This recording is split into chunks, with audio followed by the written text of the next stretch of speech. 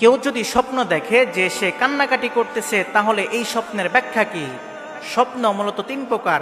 এক নাম্বার ভালো স্বপ্ন, যা আল্লাহ তাআলার পক্ষ থেকে দেখানো হয় সুসংবাদ স্বরূপ। দুই নাম্বার খারাপ স্বপ্ন, যা শয়তানের পক্ষ থেকে দেখানো হয় দুশ্চিন্তা স্বরূপ। তিন নাম্বার, মানুষ যা নিয়ে বেশি বেশি চিন্তা ভাবনা করে তাই সে ঘুমের মধ্যে স্বপ্ন দেখে। সুতরাং আপনি স্বপ্নের মধ্যে যাই দেখেন না কেন তা সবার কাছে বলে বেড়াবেন না, কারণ হাদিসের মধ্যে আল্লাহর হাবিব সাল্লাল্লাহু আলাইহি ওয়াসাল্লাম বলেছেন, স্বপ্নের ব্যাখ্যা যেভাবে করা হয় সেভাবেই তা বাস্তবায়িত হয়। যখন তোমাদের কেউ স্বপ্ন দেখবে, তখন যেন ভালো আলেম ছাড়া অন্য কারো কাছে এই স্বপ্নের কথা বর্ণনা না করে। এজন্য স্বপ্নের কথা সবার কাছে বলে বেড়াবেন না।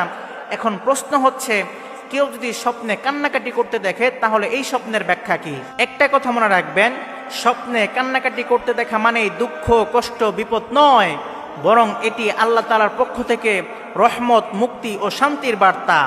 এখন যদি কেউ স্বপ্নে কান্নাকাটি করতে দেখে তাহলে এই স্বপ্নের ব্যাখ্যা হচ্ছে তার জীবনের পাপসমূহ ক্ষমাপ্রাপ্তির আলামত, মানসিক প্রশান্তি ও সুখ লাভের ইঙ্গিত।